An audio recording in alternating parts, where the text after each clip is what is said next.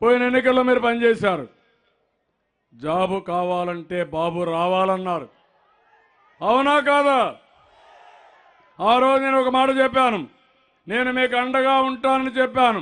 ప్రపంచం అంతా తిరిగాను. 15 లక్షల కోట్ల రూపాయలు పెట్టుబడి తెచ్చాను. 10 లక్షల మందికి ఉద్యోగాలు తొందరలో వస్తాయి. మళ్ళీ ఈసారి మనం వస్తే ప్రతి ఒక్క తమ్ముడికి ఉద్యోగం ఇప్పిస్తా. ప్రపంచం మొత్తం పనిచేసే విధంగా మిమ్మల్ని తయారు చేస్తాను తమ్ముళ్ళు, మీరు గుర్తుపెట్టుకోవాలి. అందుకే అంటున్నాం, జాబు కావాలంటే మళ్ళీ మళ్ళీ బాబే రావాలి. మనం రాకపోతే కోడికత్తి పార్టీ ఏమైనా చేస్తుందా తమ్ముళ్ళు? కోడికత్తి పార్టీ నాటకాలు ఆడుతున్నారు, డ్రామాలు ఆడుతున్నారు. డ్రామాలతో పనులు కావు. 2014 చూడండి, రుణమాఫీ నా వల్ల కాదు, పెన్షన్ నా వల్ల కాదు, ఆడబిడ్డలకు పసుపు కుంకుమ ఇవ్వను, ఇప్పుడు మాత్రం ఇస్తా అంటే ఏంటి? నేను చేసి చూపించాను కాబట్టి ప్రజల్ని మోసం చేయడానికి వస్తున్నాడు. పరిపాలన ఉందా? ఎప్పుడన్నా సర్పంచ్ అయ్యాడా?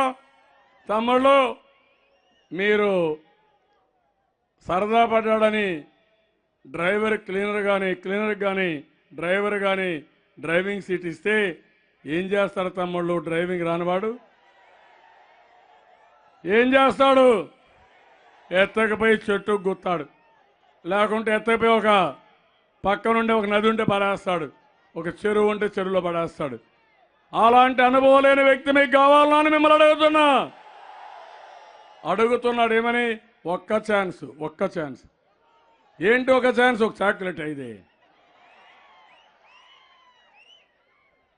ఏమడుగుతున్నారు మీరు? దేనికోసం? కోడి కత్తి ఇంత అయితే ఇంత పెద్ద ఎంక్వైరీ ఇప్పించిన మీరు, ఈ రాష్ట్రంలో అడుగడుగున అభివృద్ధికి అడ్డుపడిన మీరు, ఎప్పుడు కూడా రాష్ట్ర ప్రయోజనాలు ఆలోచించిన మీరు, ఒక్క ఛాన్సా? దేనికి ఒక ఛాన్స్? ఏమి ఆ పెద్ద చదువుకొని వచ్చారా? చరిత్ర ఏమైనా ఉందా వీళ్ళకు? తమ్ముళ్ళు, ఇండియాలో ఇన్ని రాష్ట్రాలు ఉన్నాయి. అభివృద్ధిలో మనమే number 1, is of doing business లో మనమే నెంబర్ 1, నీటి సాగునీరులో మనమే నెంబర్ 1, గ్రామ అభివృద్ధిలో మనమే నెంబర్ 1. నేను ఇవ్వడం కాదు, 750 అవార్డులు వచ్చాయి. నరేంద్ర మోడీ ఢిల్లీలో అవార్డు ఇస్తాడు, గల్లీలో వచ్చి మనం తిడతాడు. ఇది ఎక్కడ? ఇదని అడుగుతున్నా. పోలవరం చాలా తొందరగా చేసిన దేశంలో మొదటి ప్రాజెక్టు 2018 పోలవరం. ఆ పోలవరం పైన సాకులు చెప్తారు. అందుకే మీరు గుర్తుపెట్టుకోవాలి, ఇలాంటి వ్యక్తుల వల్ల ఏమీ కాదు. కుట్రలు కుతంత్రాలు ఉన్నాయి కూడా చెప్తాను. ఇంకో పక్కన యువకులందరికీ విజ్ఞప్తి చేసే తమ్ముళ్ళు, మీలో యువ రక్తం పెరగాలి, పొంగాలి. 18-30 సంవత్సరాల వయస్సు వాళ్ళ మీద నేను అగ్గురి. అందుకే ఈరోజు హరీష్ లాంటి వాళ్ళని ఒక 6-7 మంది 10 మంది తీసుకొచ్చాను. ఎర్రమ్మనాయుడు గారి కొడుకుని చూశారు, రామ్మోహన్ నాయుడు. ఇక్కడ హరీష్ వచ్చాడు. ఇంకా ఒక పక్క జేసీ దివాకర్ రెడ్డి గారి అబ్బాయి కానీ ఇలాంటి వాళ్ళు చాలా మంది వచ్చారు. బాగా చదువుకున్నారు, కసిగా ఉన్నారు. వాళ్ళని చూస్తే నాకు కూడా అనిపిస్తుంది, మొన్నే శ్రావణ్ కుమార్ని వాళ్ళ నాన్న నక్సలైట్ చంపేస్తే ఆయన కూడా మంత్రిగా కూడా ఇచ్చారు. నేను మిమ్మల్ని కోరుతున్న యువతని, మీరే ఈ దేశం యొక్క దశ దిశ మార్చేది. మీ మీద నా నమ్మకం.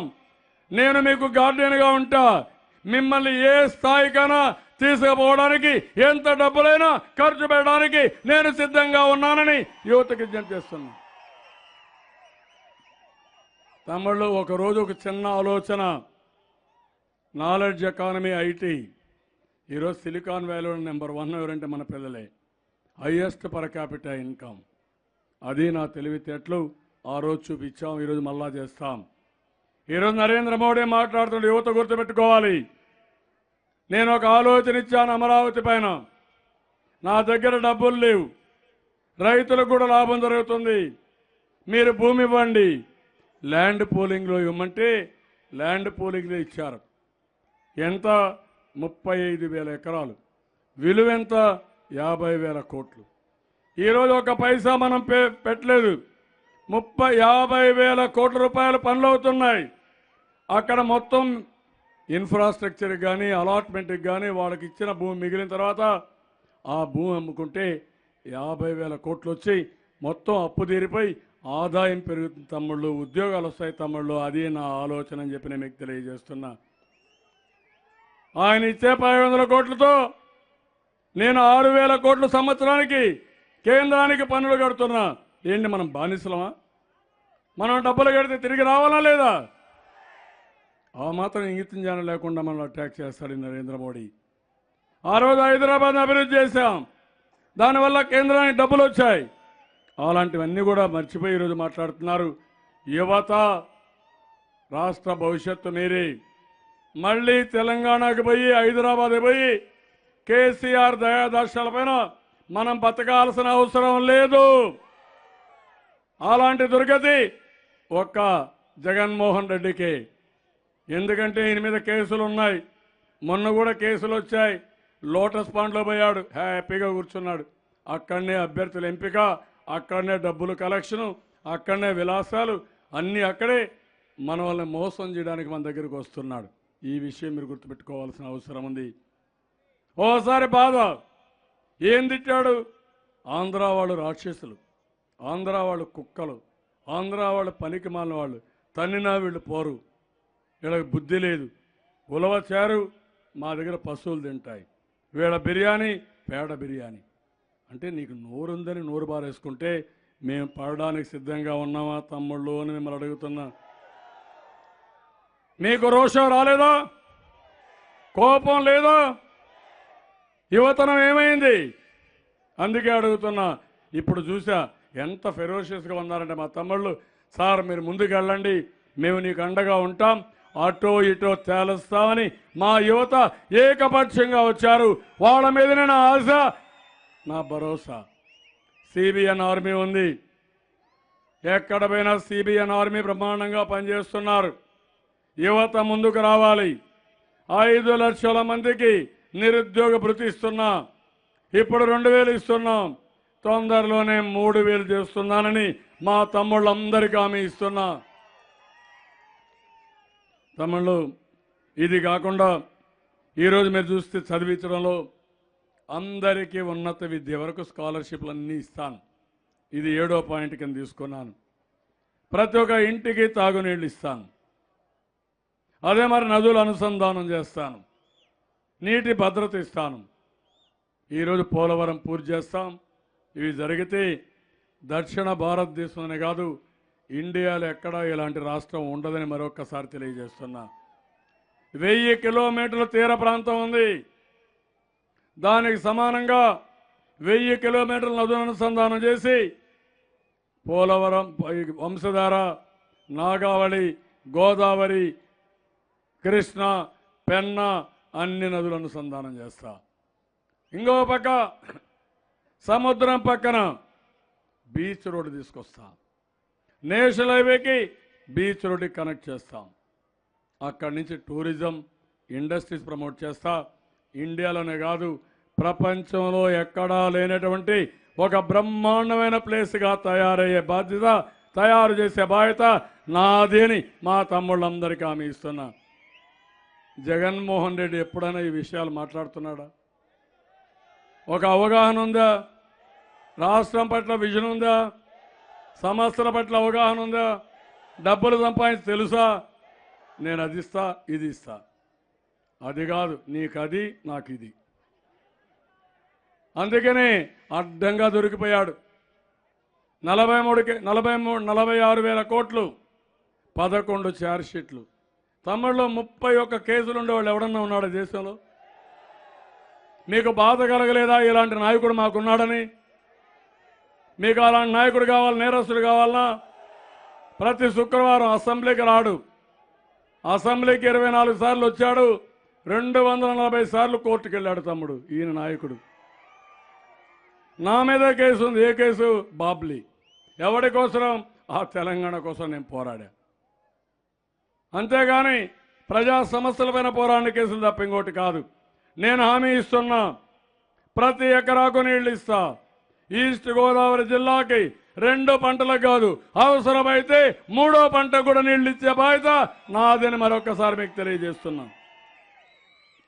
లా అండ్ ఆర్డర్, ఇలాంటి వ్యక్తి ఎంత దుర్మార్గుడో మీరు ఆలోచించాలి. శాంతి భద్రతలు ఒకప్పుడు ఆడబిడ్డలు గుర్తుపెట్టుకోవాలి. నిన్న గాజువాకలో జనసేనకు సపోర్ట్ చేశారని ఒక గర్భిణీ స్త్రీ పైన చాలా దారుణంగా ప్రవర్తించారు. అంటే నీకు అంత కండకవరమా? మీకు గర్భిణీ స్త్రీ అనే మొహమాటం లేదా మీకు? అంటే రౌడీయిజం చేస్తారా మీరు? పెద్ద రౌడీలా మీరు? మీ రౌడీయిజం పులివెందల్లో తప్ప బయట వస్తే మాత్రం కబద్దార్, జాగ్రత్తగా ఉండండి, వదిలిపెట్టాం. సమైక్య ఆంధ్రప్రదేశ్ రౌడీలు ఈ రాష్ట్రంలో ఉండడానికి వీలు లేదని హుకుం జారీ చేశా. ఆ రోజు ముఠాకర్షణ ఉండడానికి వీల్లేదని మొహమాటంగా నరికేశా. తీవ్రవాదం ఉండడానికి వీల్లేదని కంట్రోల్ చేశా. మత విద్వేషాలు ఎవడు రెచ్చగొట్టినా ఈ రాష్ట్రంలో మీకు స్థానం లేదని నియంత్రణ చేశా. అప్పుడే నా మీద 24 క్లేమోర్ మైన్స్ని బ్లాస్ట్ చేశారు తిరుపతిలో సమ్ముడు 2013లో. ఎవరు బతికిచ్చారు? నన్ను వెంకటేశ్వర స్వామి బతికిచ్చాడు. ఎందుకు? మీకు సేవ చేయడానికి, ఇలాంటి కార్యక్రమాలు చేయడానికి బతికిచ్చాడు తప్ప ఇంకోటి కాదు. నేను అడుగుతున్నా మిమ్మల్ని, అలాంటి నాకు నరేంద్ర మోడీని చూస్తే భయమా? కేసీఆర్ని చూస్తే భయమా? కోడికత్తి పార్టీని చూస్తే భయమా? తమ్ముళ్ళు, నిన్న మొన్న చూడండి, నేరస్తులు చేసే విధానం ఇది. ఢిల్లీకి వెళ్ళాడు, 40 లక్షల ఓట్లు దొంగ ఓట్లు చేర్చారని మన మీద ఫిర్యాదు చేశాడు. నేరుగా వచ్చాడు, దొంగ ఓట్లన్నీ చేర్చడం మొదలుపెట్టాడు. అక్కడి నుంచి మనకు తెలియగానే మనం పట్టుకున్నాం. 6 లక్షల ఓట్ల బోగస్ ఓట్లని నిర్ధారణ చేసి ఒక సిట్ వేసాం. ఇప్పుడు ఢిల్లీకి వెళ్ళాడు మళ్ళీ. ఎట్టి పరిస్థితుల్లో ఇవన్నీ చేయొద్దని, యాక్షన్ తీసుకోవద్దని, మామూలుగా ఇన్వెస్టిగేషన్కి ఐపీ కావాలి, కంప్యూటర్ నెంబర్, ఇంటర్నెట్ ప్రోటోకాల్ కంప్యూటర్కి ఇస్తే మనం అవన్నీ వెరిఫై చేసి ఎక్కడి నుంచి వచ్చే ఎస్టాబ్లిష్ చేస్తాం. అది ఇవ్వకుండా అడ్డం పడుతున్నారు. దొంగలు చేసే తప్పుడు పనులు ఇవే, నేరస్తులు చేసే నేరాలు ఇవే. ఈరోజు ఈస్ట్ గోదావరి, వెస్ట్ గోదావరి జిల్లా ఉంది. ఎంత ప్రశాంతమైన జిల్లా తమ్ముళ్ళు మీది. ఎవరన్నా మంచిని అడిగితే కొబ్బరి నీళ్ళు ఇస్తారు మీరు, అవునా కాదా? అది మీ మంచితనం. పౌరుషంగా మాట్లాడరు మీరు. అయ్యా అబ్బా చాలా మృదువుగా, చాలా డొస్సైలుగా, చాలా శాంతంగా మాట్లాడే మనస్తత్వం మీకు. గట్టిగా మాట్లాడితే భయపడే మనస్తత్వం మీద, అవునా కాదా? అలాంటి ప్రదేశంలో వచ్చి చిచ్చు పెడతాడా? తమాషాట్లాడతారా మీరు? నేను అందుకే తమ్ముళ్ళు, ప్రశాంతమైన వాతావరణం మనం అది చెడగొట్టుకుంటే భావి తరాలు మనం క్షమించరు. రేపు ఈ ప్రాంతం ప్రపంచానికే ఆదర్శం అవుతుంది. రాజమండ్రిలో ఎయిర్పోర్ట్ ఉంది, పోర్ట్లు ఉన్నాయి, నేషనల్ హైవే ఉంది, రైల్వే లైన్ ఉంది, బ్రహ్మాండమైన సముద్రం ఉంది. ప్రపంచానికి టూరిజం హబ్గా తయారవుతుంది. విలేజ్ టూరిజం కేరళ కంటే బాగుంటుంది. ఎక్కడ చూసినా బ్యాక్ వాటరు, కొబ్బరి చెట్లు, వాటర్ చూడడానికి సుందరమైన వాటరు. హెలికాప్టర్లు వస్తే ఎంత ఆనందంగా ఉందంటే నాకు. పచ్చని పొలాలు, పచ్చని చెట్లు, మంచి మనుషులు. మన ఏదైతే కోనసీమ అందాల సీమ, ప్రశాంతమైన సీమ కాపాడుకుంటారా లేదా? రౌడీలు కోటేస్తారా మీరు?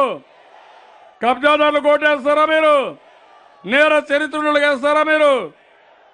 తమ్ముళ్ళు, ఇది అయినాక నాకు ఒకే ఆలోచన, ప్రతి ఒక్క కుటుంబానికి సహాయం చేయాలనుకుంటున్నాను. రాబోయే రోజుల్లో ప్రతి ఒక్క కుటుంబానికి 2 లక్షల రూపాయల ఆదాయం వచ్చేట్టుగా పనిచేస్తా. కనీసం సంవత్సరానికి ప్రతి ఒక్క కుటుంబానికి 2 లక్షల రూపాయల ఆదాయం వచ్చేట్టుగా నేను సహకరిస్తా, మీకోసం పనిచేస్తా. రాష్ట్ర ఆదాయం 5 సంవత్సరాల్లో మీరు చూస్తే రెండింతలైంది. 82,000 రూపాయలు తలసరి ఆదాయం 2014లో, ఇప్పుడు 1,65,000. రాబోయే 5 ఏళ్లలో 3,50,000 అవుతుంది. ఆ 5 ఏళ్లలో 7 లక్షలు అవుతుంది. అదే సమయంలో పేదవాళ్ళకు అండగా ఉంటా, చేయూతనిస్తా, వాళ్లకు ఏం చేయాలో చేసి మీ ఆదాయాన్ని పెంచడమే నా ప్రాధాన్యత. నేను అండగా ఉంటానని మా ఆడబిడ్డలకి, తమ్ముళ్ళకి, పేదవాళ్ళందరికీ విజ్ఞప్తి చేస్తున్నా. తమ్ముళ్ళు, నాకు కులం లేదు, పేదరికమే నా కులం. ఈరోజు ఏ పని చేసినా నేను కులాన్ని పెట్టుకొని చేయలేదు. అది చేశాను నేను. ఈరోజు నేను చేసిన పనులన్నీ అందరికీ చేశాను. శాశ్వతంగా అందరి వాడిగా ఉండాలనుకుంటున్నా. పేదరికమే నా కులం. నేను అందరి వాడిగా ఉండి, అందరికీ అందుబాటులో ఉండి, మీ జీవితాల్లో వెలుగు తేవడం, మీకు అన్ని విధాలా సహకరించడం నా ధ్యేయం అని చెప్పి మరొక్కసారి మీ అందరికీ హామీ ఇస్తున్నా. నాకు మీ ఆశీస్సులు కావాలి. ఈ సమయంలో నేను ఒకటే కోరుతున్నా, నేను మీకోసం పోరాడుతున్నా. ఒక్కొక్కరికి ఒక ఇంట్రెస్ట్ పెట్టుకున్నారు. నరేంద్ర మోడీ నమ్మక ద్రోహం చేసి ఆంధ్రప్రదేశ్ అభివృద్ధి అయితే గుజరాత్ కంటే మించిపోతుందని ఆయన భయం. కేసీఆర్ భయం. హైదరాబాద్ నేనే డెవలప్ చేస్తే బంగారు గుడ్డు పెట్టే బాతును కొట్టేసి ఈరోజు మళ్ళీ నేను బంగారు గుడ్డు పెట్టే బాతును తయారు చేస్తూ ఉంటే తయారు చేయడానికి వీలు లేదని అడ్డం పడుతున్నాడు. మన అమరావతి, నేను ఒకటి హామీ ఇస్తున్నా, హైదరాబాద్ కంటే మిన్నగా ప్రపంచంలో 5 అగ్ర నగరాల్లో ఒక అమరావతి ఒకటి తయారవుతుంది. హైదరాబాద్ ఉంది, అక్కడ ఒక్క హైదరాబాద్ ఉంది, ఇక్కడ 20 హైదరాబాద్ తయారు చేస్తాను తమ్ముళ్ళు. రాజమండ్రి, కాకినాడ, ఏలూరు, విశాఖపట్నం, ఒంగోలు, నెల్లూరు, తిరుపతి, అనంతపురం అన్నీ తయారు చేస్తా. రావులపాలెం,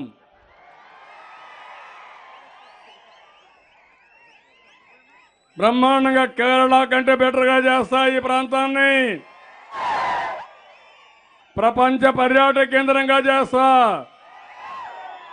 మీరు గర్వపడేట్టుగా చేస్తా.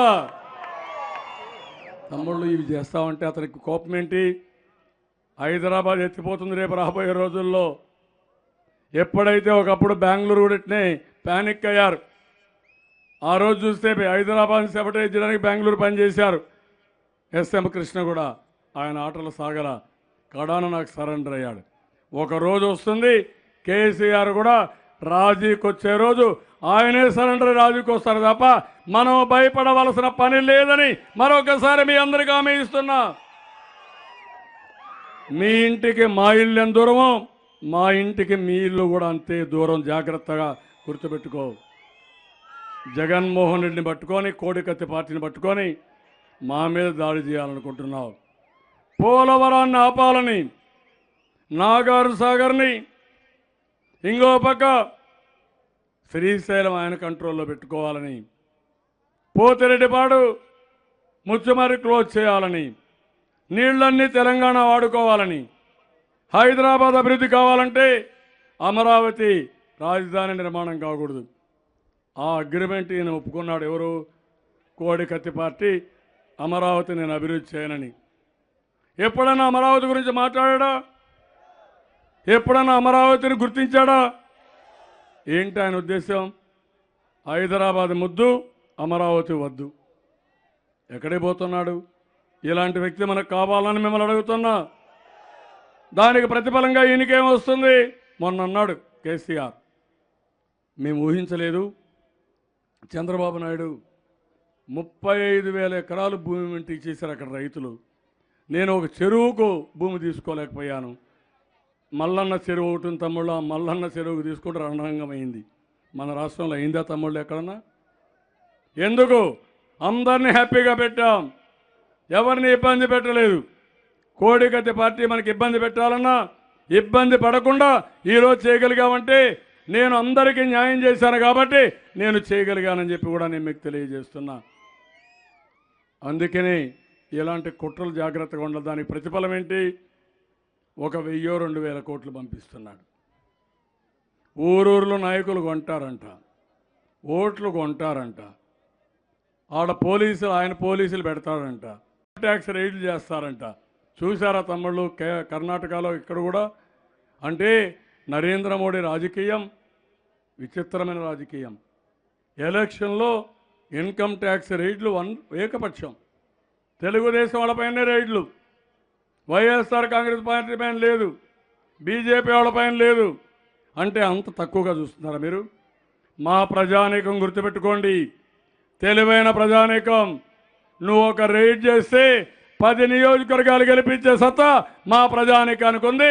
తిరుగుబాటు చేస్తారు, ఆ విషయం మీరు గుర్తుపెట్టుకోవాలి. నరేంద్ర మోడీని హెచ్చరిస్తున్నా, కోడికత్తి పార్టీని హెచ్చరిస్తున్నా, కేసీఆర్ని హెచ్చరిస్తున్నా. మీ పాపిష్ట డబ్బులు మాకు అవసరం లేదు. నేనే ఇస్తా. 3 సార్లు పసుపు కుంకుమ ఇచ్చా, అన్నదాత సుఖీభావ ఇచ్చా, నిరుద్యోగ భృతి ఇస్తా, ఇంకా కష్టపడతా. చట్టపరంగా మీకేం కావాలన్నా ఇచ్చే బాధ్యత నాది. తమ్ముళ్ళు, మీకు అవినీతి డబ్బులు వద్దని మరొకసారి కోరుతున్నా. నాతో ఏకీభవిస్తారా? మీరు ఒప్పుకుంటారా? అతను అన్ని పార్టీలను చంపేశాడు కేసీఆర్, మీరు గుర్తుపెట్టుకోవాలి.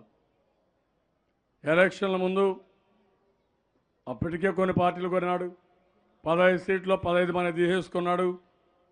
ఆ తర్వాత మీరు చూస్తే ఎలక్షన్లకు 2 గెలిస్తే మరొకరిని తీసేసుకున్నారు.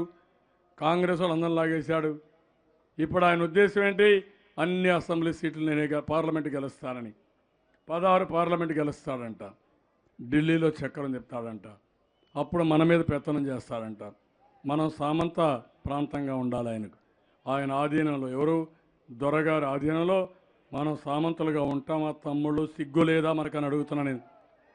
ఉంటామా మనం? ఈయనకు ఓటేస్తే బాంఛన్ని కాళ్ళు మొక్కుతానని ఆయన గూడుగం చేస్తాడు. ఈయన జుట్టు కేసీఆర్ చేతిలో, నరేంద్ర మోడీ చేతుల్లో ఆడిస్తారు. ఎందుకంటే ఈయన కేసులు ఉన్నాయి, ఈయన తప్పులు చేశాడు, అడ్డంగా దొరికిపోయాడు. అలాంటి వ్యక్తి మన ప్రయోజనాలు కాపాడలేడు. ఎందుకంటే ధైర్యం ఉండాలి, తప్పు చేయకుండా ఉండాలి. నేను అందుకే మీరు చూడండి, ఎవడైనా సరే ఏమైనా చెయ్యి, దిక్కున్నది ఎక్కడ చెప్పుకోమన్నా నరేంద్ర మోడీని. నీ వల్ల ఏం చేయమన్నా, కబద్దా నేను ఈల్డ్ కానని చెప్పా. నువ్వేం చేస్తావు చేయమన్నా, డి అంటే డి అన్నా. ఎవరికోసరం? మీకోసరం కాదా తమ్ముళ్ళు అని మిమ్మల్ని అడుగుతాను. ఇలాంటి సమయంలో మనమందరం ఐకమత్యం అవసరమా లేదా? 25 పార్లమెంట్లకు 25 గెలవాలనా లేదా? 170 అసెంబ్లీలు అన్ని గెలవాలనా లేదా? మళ్ళీ మనం అందరం ఐకమత్యంగా ఉండి మన హక్కులు కాపాడుకోవాలా లేదా? లేకపోతే చాలా సమస్యలు వస్తాయి. నేను కష్టపడడానికి సిద్ధంగా ఉన్నాను, కానీ నన్ను బలహీనుని చేసి మీరు కష్టపడమంటే రాజకీయాలు చూసుకోవడానికే సరిపోతుంది. నా వెనకాల మీరుంటే కొండనైనా బద్దలు చేసే శక్తి నాకుంది తమ్ముళ్ళు. నేను ఎవరికీ భయపడను. అదే నేను కోరుకున్నా రేపు ఎన్నికల్లో మీరు చేయాల్సింది. ఈ రోజటి నుంచి ఈ ఎన్నికలు మీ ఎన్నికలు. అభ్యర్థి సత్యానందమూర్తి కాదు, సత్యానందం గారు కాదు, హరీష్ కాదు, మీరే అభ్యర్థులు. నా కోసరం మీరు పనిచేస్తున్నారు, రాష్ట్రం కోసరం మీరు పనిచేస్తున్నారు, భావి తరాల కోసరం మీరు పనిచేస్తున్నారు. నేను ఒకటే చెప్తున్నా, దేశంలో తెలంగాణ కాదు, ఏ రాష్ట్రం కాదు, అందరికంటే గుజరాత్ కాదు, నెంబర్ 1గా ఆంధ్రప్రదేశ్ని తయారు చేసే బాధ్యత నాది నాది నాదని మరొకసారి మీ అందరికీ హామీ ఇస్తున్నా.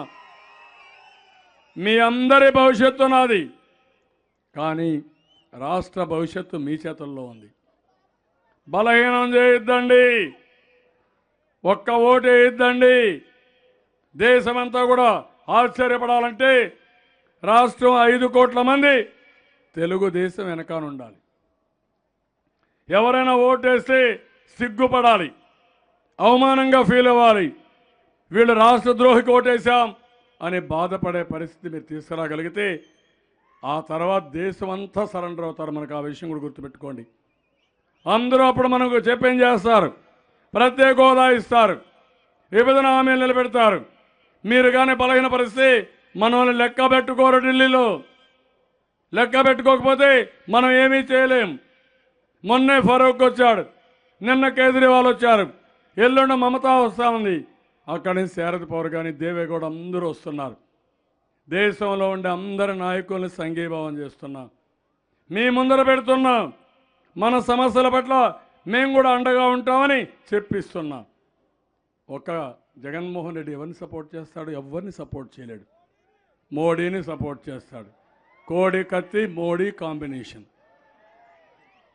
ఇంకొక పక్కన కేసీఆర్, కోడి కత్తి మోడీ కాంబినేషన్. ఇక్కడ ఫ్యాన్ ఉంది, హైదరాబాద్లో స్విచ్ ఉంది, ఢిల్లీలో కరెంట్ ఉంది. అది తిరగకూడదంటే ఆ ఫ్యాన్ చిత్తుగా చితగొట్టేయాలి. అవునా కాదా? అది చేసే శక్తి మీకు కొన్ని ఉందా లేదా? అదే సమయంలో నిన్న పవన్ కళ్యాణ్ అంటున్నాడు, మన సైకిల్ ఏదో చైను కేసీఆర్ లాగేశాడని. కేసీఆర్కి ఆ శక్తి ఉంది తమ్ముళ్ళు. మన సైకిల్ జోరు పెంచితే ఇది బుల్లెట్ అయి కేసీఆర్ గుండెల్లో రైళ్లు పరిగెత్తిస్తుంది తప్ప ఈ సైకిల్ ఇనిక్కిపోయే పరిస్థితి లే. పోతుందా? పవన్ కళ్యాణ్ తెలుసు సైకిల్ సత్తా. ఒకప్పుడు ఈ సైకిల్ ఎక్కిన వాడే ఆ కేసీఆర్ కూడా. అవునా కాదా? ఈ సైకిల్ లేకపోతే ఆయన లేదు. అలాంటి వాడు మన చేయిని పెరికేస్తాడా? అంత ధైర్యమా? అంత ఇస్తామా మనం? క్వశ్చనే లేదు. ఈ సైకిల్ ఎప్పటికప్పుడు బుల్లెట్ లాగా దూసుకెళ్తుంది. అడ్డం వచ్చిన వాళ్ళని అడ్డం దొక్కుంటా పోతుంది తప్ప ఏనో తిరిగే సమస్య లేదు. ఇది పేదవాడి సైకిల్. ఆ సైకిల్ని గంట మోగిచ్చే పరిస్థితి మీ అందరిపై ఉంది. అందుకని ఇప్పుడు నేను అడుగుతున్నా, తమ్ముళ్ళు హుషారుగా ఉన్నారా? నేను చెప్పింది అర్థమైందా? కేసీఆర్ ఆలోచన మీకు అర్థమైందా? జగన్మోహన్ రెడ్డి కోడికత్తి పార్టీ డిజైన్ అర్థమైందా? ఇప్పుడు చెప్పండి, నేను మీ ఓటు ఎవరికంటే సైకిల్ కనుక గట్టిగా చెప్ప. తమ్ముళ్ళు మీ ఓటు, తమ్ముళ్ళు మీ ఓటు, తమ్ముళ్ళు మీ ఓటు. తెలుగుదేశం అంటే వర్ధిల్లాలి. తెలుగుదేశం, తెలుగుదేశం, తెలుగుదేశం. ఎన్టీఆర్ అమరాయ్. ఎన్టీఆర్, ఎన్టీఆర్, ఎన్టీఆర్. అందరూ లేచి ఫెరోషియస్గా పోరాటానికి సిద్ధం కావాలి.